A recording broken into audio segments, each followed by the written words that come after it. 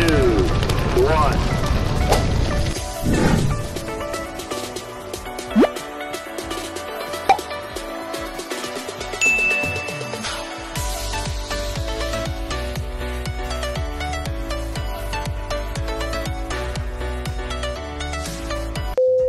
My lunch for today is chicken stir fry, rice, and carrots and pumpkin.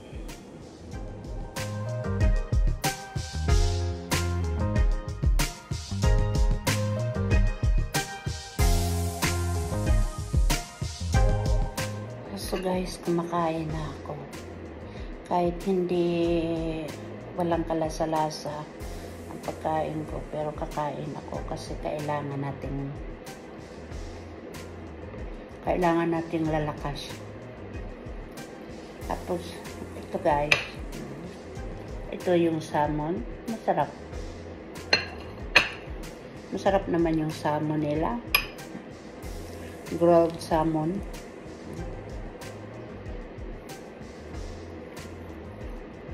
Tapos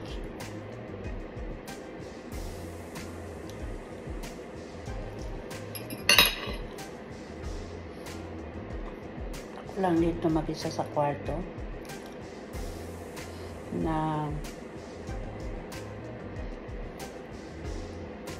nasa lalalan pa rin ako kasi kainom ko lang ng gamot. Kainom kong gamot.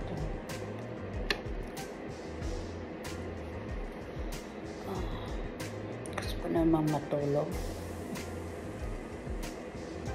So ito yung nangyayari pag ikaw ay nagpatanggal ng taba.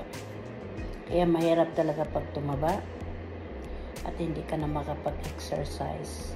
Kaya payo ko sa inyo, huwag kayong magpapataba para wala kayong tabang tatanggalin.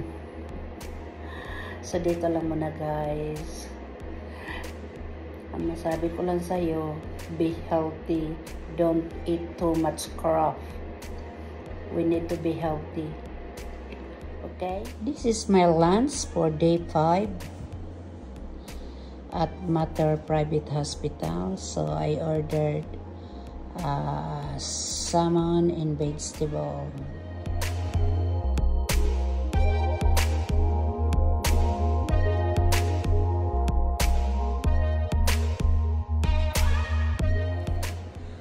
Ngayon ay day 5 ng aking surgery. Pinapaliguan na nila ako at inano yung sugat ko. Ay, ngayon guys, napakasakit talaga. Kasi yung gown ko napakasakit. Compression. So, lalong sumasakit. So, naghahantay ako ngayon ng painkiller para maibsan ang aking sakit. So ito ang hirap ng papapayat. Kaya iwas-iwasan talaga ang pagpapataba. Huwag kayong kumain ng kumain kasi mahirap ang mataba. So dito lang muna guys. Hindi ako makaano sa sakit ng aking sugat. Today, I've been washed. So, tingnan nyo guys. I'm in pain because they was my wound. So, ang sakit talaga guys. Ito ang ng pagpaganda.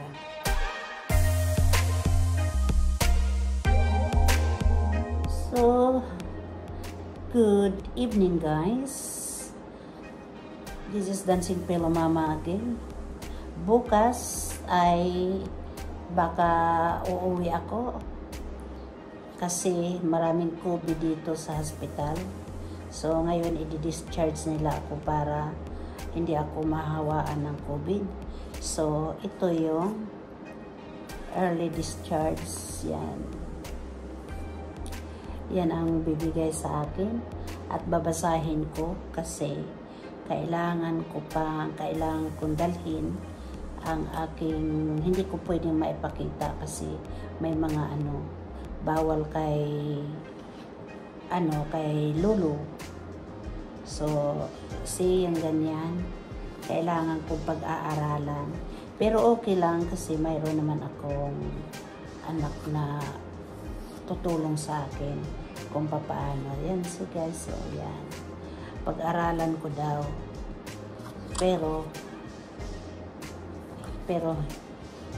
hindi ko na pag-aaralan. So,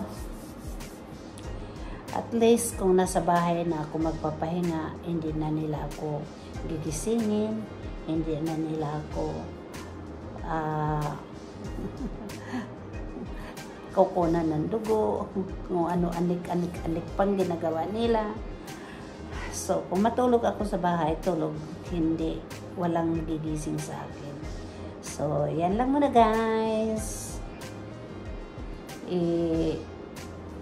Pakita ko lang sa inyo ang anong resulta sa aking pagbabalik Alindog. Mahirap guys, mahirap. Pag tumaba pala tayo, talagang mahirap, mabilis mag-put weight, mahirap magtanggal ng weight. Kahit anong diet ko, kahit anong diet gawin ko, kaya sa sobrang stress, kakain na lang, lalamon na lang, kaya lalong tataba. So, mahirap tataba. Kung ayaw niyong tumaba, eat healthy food talaga. Tsaka exercise ang kailangan. Kasi kung hindi tayo mag-exercise, tapos lamon lang ng lamon, talagang lulubo tayo. So, yan lang guys.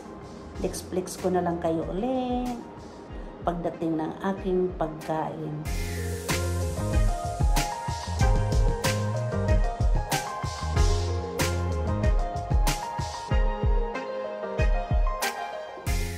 So guys,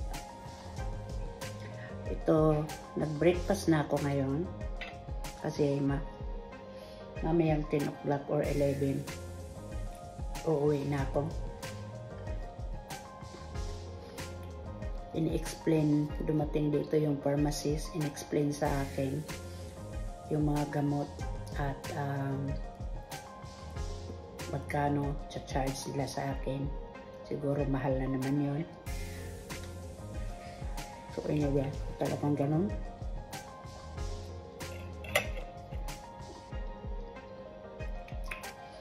So masarap ang omelette nila, vegetable omelette. Ang order ko. So, thank you very much, Benny,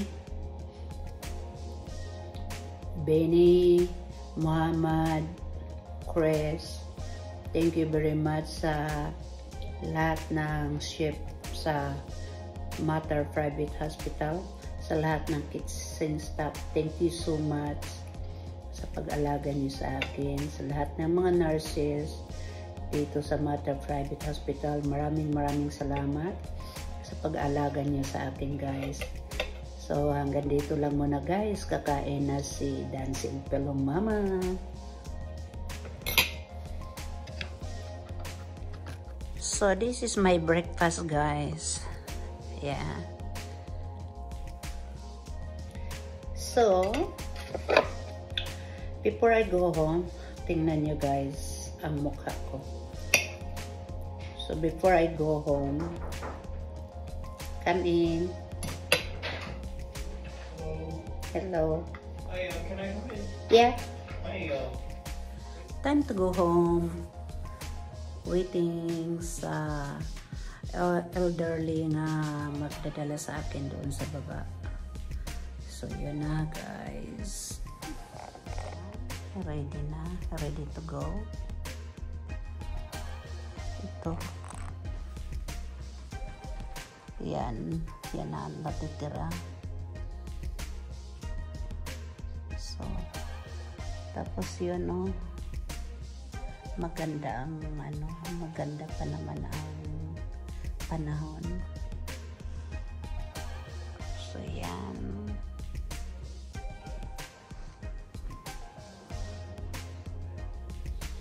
So ngayon, ready na ako, nakabihis na. Ready to go home. Nakahantay na lang ako sa aking sundo. At gusto ko na rin umuwi at para doon na ako makatulog. Diyos ko.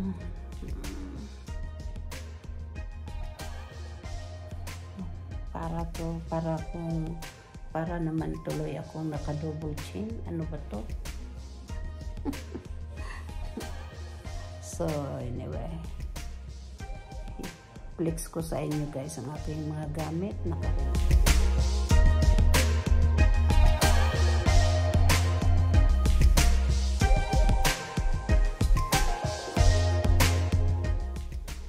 My dinner for tonight is prawns and rice. Yan lang kadami ang aking pagkain guys.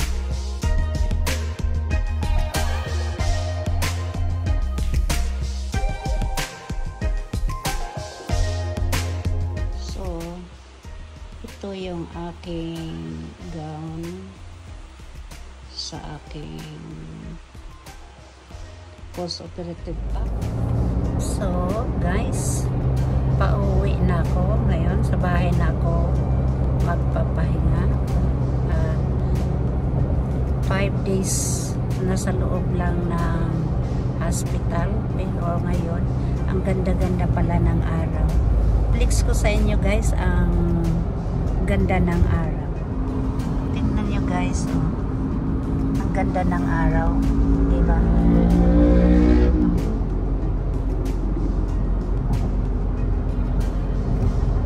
Ang ganda sana sa beach to ngayon, oh.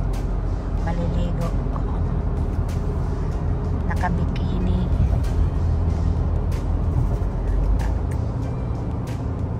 So soon I will be in the beach with my